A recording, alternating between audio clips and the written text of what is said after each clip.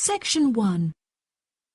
You will hear a man phoning to inquire about hotel information. First, you have some time to look at questions 1 to 4.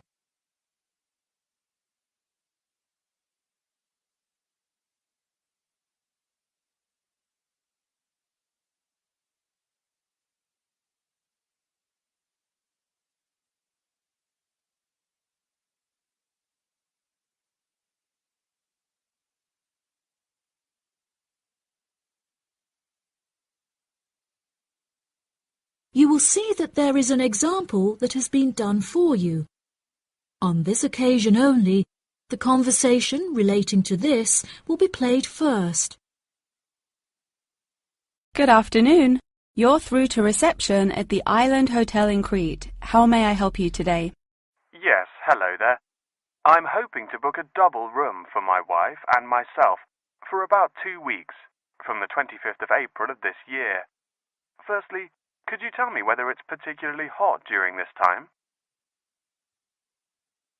The type of room the man requires is a double one, so double has been written in the space.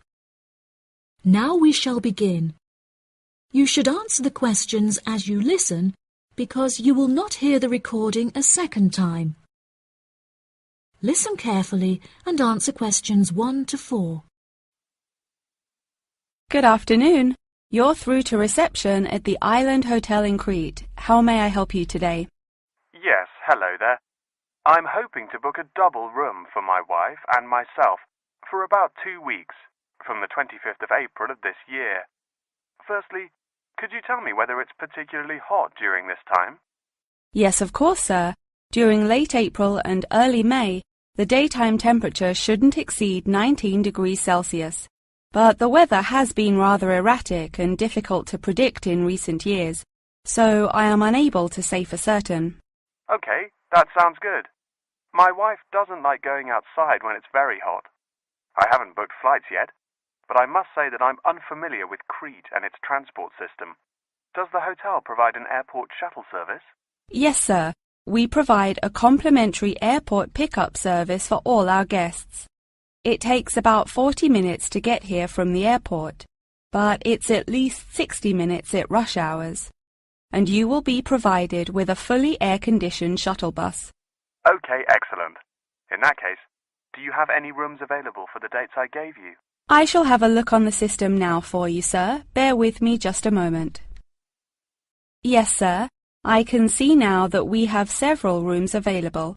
Would you prefer a garden view or a sea view? Well, ideally I would like a sea view room with a balcony, but of course that depends on the difference in price. Not to worry, sir. All of our standard double rooms have ensuite facilities and a balcony. If you would like one of our sea view rooms, there is a premium of €60 per night. Okay, so could you tell me the total nightly rate for a standard double room with a sea view? Yes, of course, sir. For the spring months, our rate is €216 per night.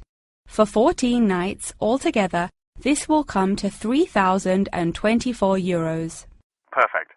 I also read on your website that the hotel has gym and spa facilities.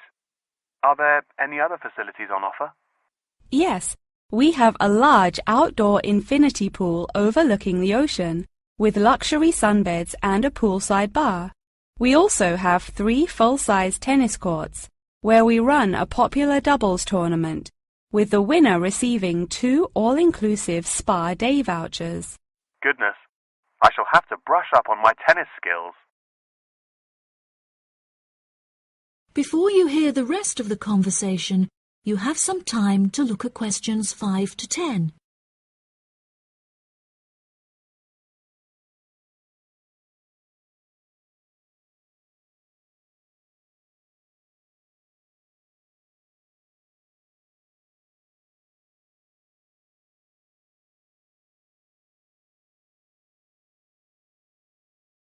Now listen and answer questions 5 to 10.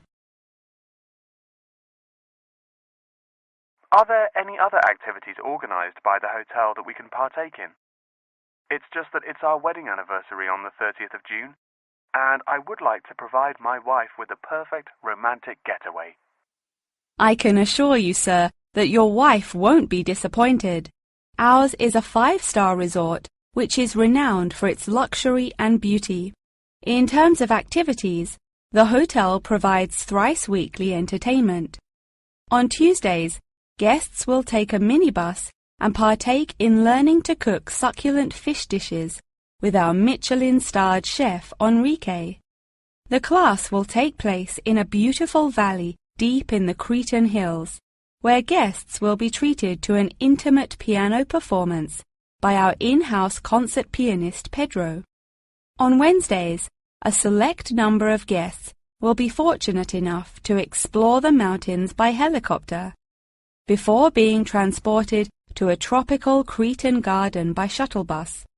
Finally, on Thursdays, after a fancy dinner, we provide a spectacular fireworks display, which guests can view from the comfort of a cable car. Oh, wow! That all sounds absolutely wonderful. I shall book the room now, and then I need to look at flights so as not to become extortionate. Would you like to take my details now or later? That is the end of section 1. You now have half a minute to check your answers.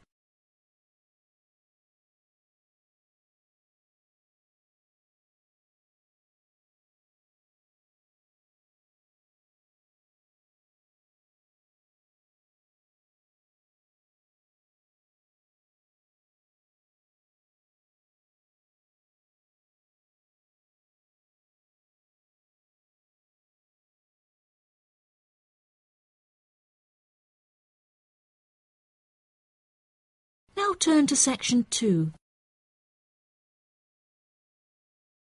Section 2. You will hear an extract from an audio guide to the Taj Mahal.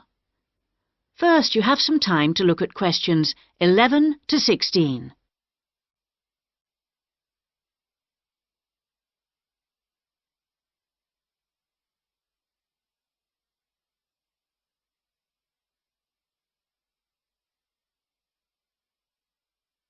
Now listen carefully and answer questions 11 to 16. Welcome to our audio tour of the Taj Mahal. The Taj Mahal is the most popular tourist attraction in India. It's also one of the most spectacular buildings of the world and is considered as a symbol of love. But how many people realize that it was actually built as a tomb or burial place for the emperor's wife? The Taj Mahal was built by the Mughal Emperor Shah Jahan to commemorate his beloved wife Mumtaz Mahal when she died.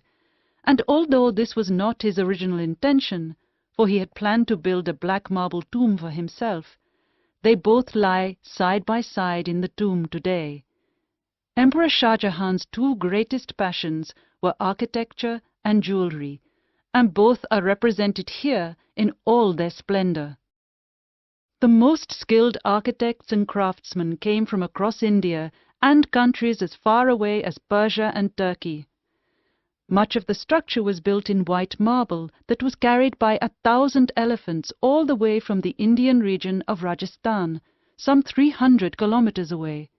Crystal and jade came from China, sapphires from Sri Lanka, and turquoise from Tibet. But there's a lot more to the Taj Mahal than just the tomb. So let's have a look at the overall plan before we take a walk through the magnificent gardens. Your tour begins here at the point marked with an X on the plan. This is known as the main gateway. Walk through the gate and you come into an elaborate garden. There are 2 marble canals studded with fountains which cross in the center of the garden, dividing it into 4 equal squares.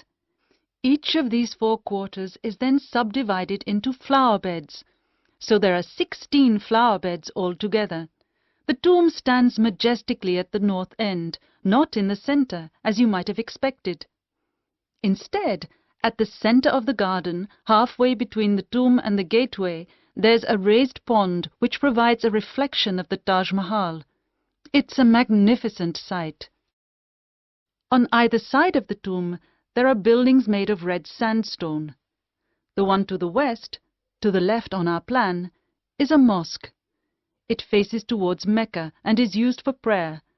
On the east side of the Taj is a building known as the Rest House. It's like the twin of the mosque, but because it faces away from Mecca, it was never used for prayer. Before you hear the rest of the guide, you have some time to look at questions 17 to 20.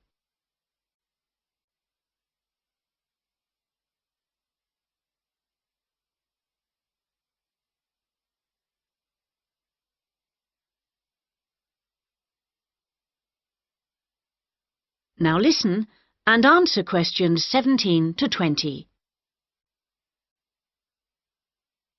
Many people have asked what the rest house was for. Was it a place for pilgrims to stay? Was it a meeting hall of some kind? Perhaps the most likely answer to this question is that its purpose is purely aesthetic, to act as a visual balance for the mosque and preserve the symmetry of the design of the whole complex. Let's have a look at some of the engineering features of the garden. For one thing, they require a constant supply of running water. When it was built, water was drawn from the river manually, using an elaborate rope and bucket system, pulled by a team of bullocks. The water was then brought through a broad water channel and held in a number of supply tanks. These tanks were at varying heights off the ground and were ingeniously designed to store the very large amounts of water required. Using an elaborate system of underground pipes, the water was then distributed from the supply tanks to each of the fountains. To ensure that the water pressure was the same throughout the garden, there was a copper pot under each fountain connected to the water supply. It was undoubtedly a brilliant system. That is the end of section 2. You now have half a minute to check your answers.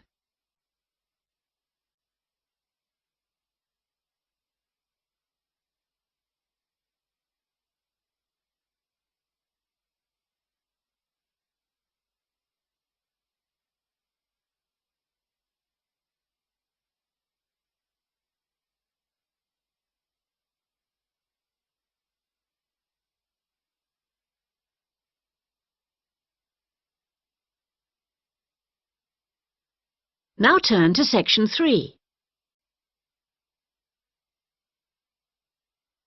Section 3.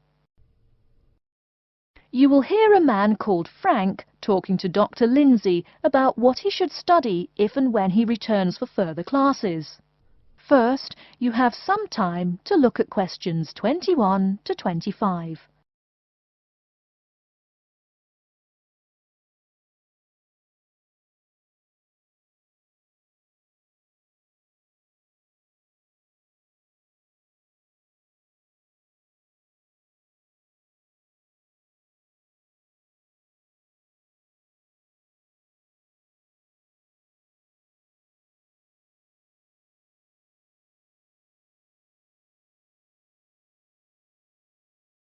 Now listen carefully and answer questions 21 to 25.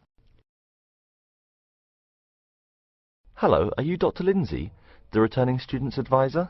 Yes, that's right. Are you Frank? Your appointment wasn't until 2, but that's okay. Please come in and have a seat. Thanks.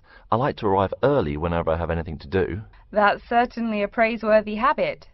Let me see. It looks like you've taken a long break from school, and I understand you wanted to have a chat about what you should study if and when you return for further classes. It's such a big challenge. I don't know if I'm crazy for doing this or not. Believe it or not, I know exactly what you mean. Before I began working here at the university, I taught primary school for nearly 10 years. It takes a lot of courage to go back to school. I feel more shy and scared than the primary students I teach. In the schools I taught, I found today's youngsters are very sure of themselves. In terms of intelligence, I have a lot to teach them, and the maturity level of much of my class leaves something to be desired. But in terms of confidence, wow, a lot more confident than I am now, that's for sure. Stop fretting. A brave man is a coward who refuses to run. Let's talk about your strong points. You seem an intelligent man. What is it you would like to study? You see, I've been teaching children for a few years, but I think I'm happier teaching adults. I think teaching students in middle school is much more satisfying because they end up being much more grateful for your work. If I may ask, what got you interested in teaching adults? A lot of things, I guess. I met my future wife back in my first year of college. She always complains that I was more interesting then. She says that now I talk like I'm 7 years old. That's probably from being with children all day. Again, I know just what you mean. My husband used to say the same thing about me when I taught kindergarten. Anything else? Well, yes. Fairly often now I run into former students and we talk. Some of them are getting close to being grown up. I guess I think more and more about how people develop over time. So I'm interested in the results of education, you know, the final stages. I see. Well, coming back to the university can be both difficult and very rewarding. There are some problems unique to returning students, you know, older students like yourself. What do you think is your greatest weakness? Well, I actually think my confidence is getting better. I'm definitely overcoming my introversion and starting to be much more comfortable in front of a class. To tell you the truth, I'm afraid I'm rather behind the times about many things. It's more difficult for me to chase after the popular things youngsters are fond of, such as iPhone, Twitter, if you name it. I think I understand. Before you hear the rest of the talk, you have some time to look at questions 26 to 30.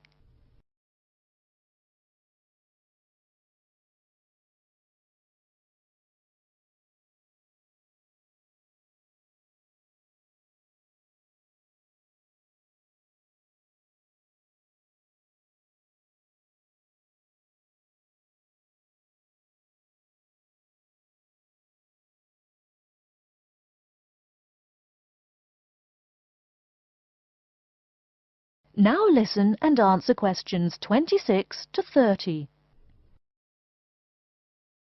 How old are you, 35?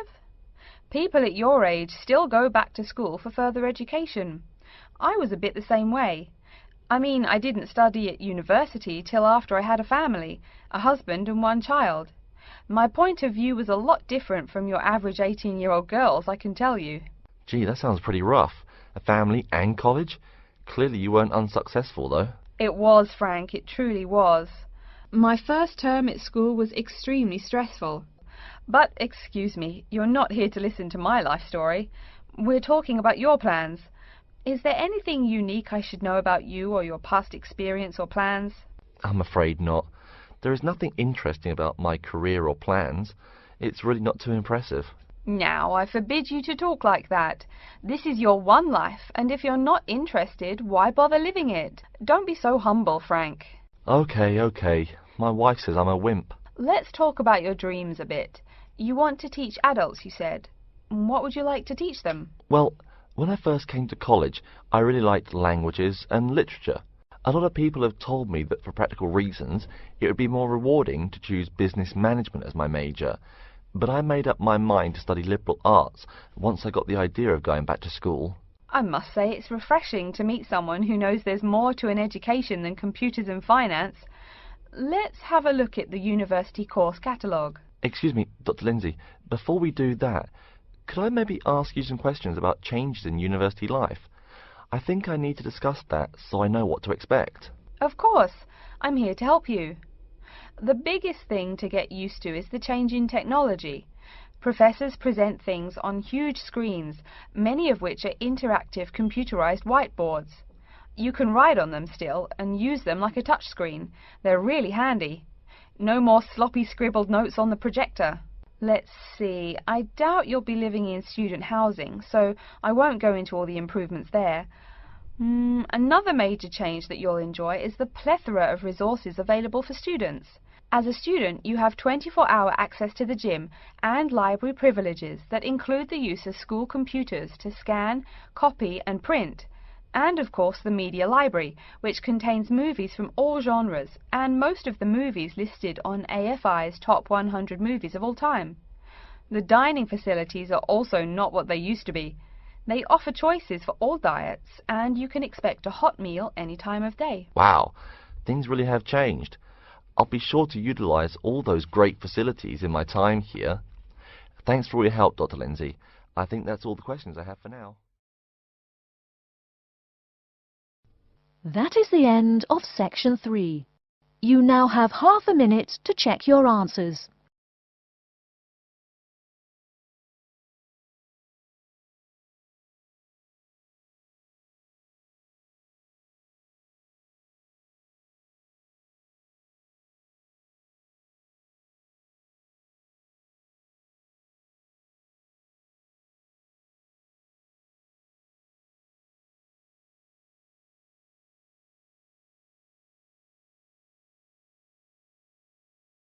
Now turn to section 4.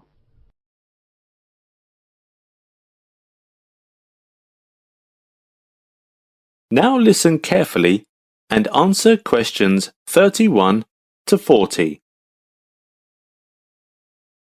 Around 10 years ago, Australia Zoo, the University of Queensland and Queensland Parks and Wildlife undertook a project to monitor the movements and behaviour of the crocodiles in Lakefield National Park.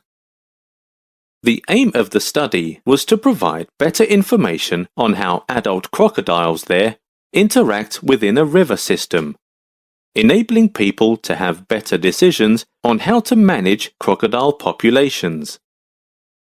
This project can lead the world in crocodile management because of the use of satellite, which enables scientists to stably receive accurate information being sent back to them on the computer. Even though the crocodiles can travel very long distances, scientists can still know where they are and study their habits. The study is going to help scientists gain further knowledge on crocodile behavior, which can help make informed decisions on the management plans for crocodiles, not only in Australia, but around the world. Crocodile tracking isn't a new idea in Australia. Crocodile studies have been previously conducted by radio.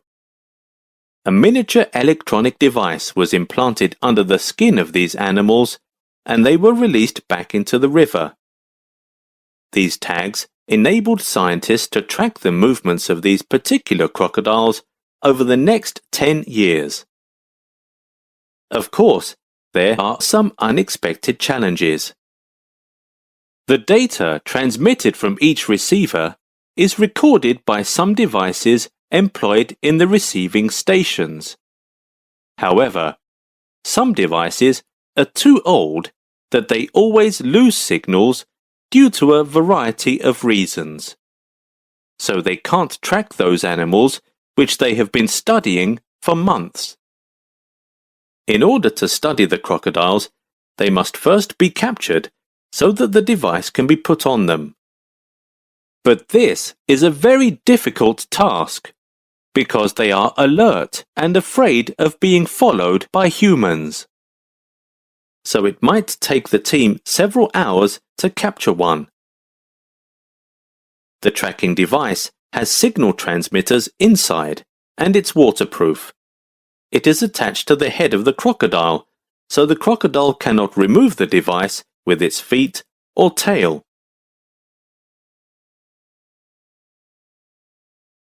The research has begun to reveal the movements of crocodiles. Data showed that crocodiles tend to be more active at night time.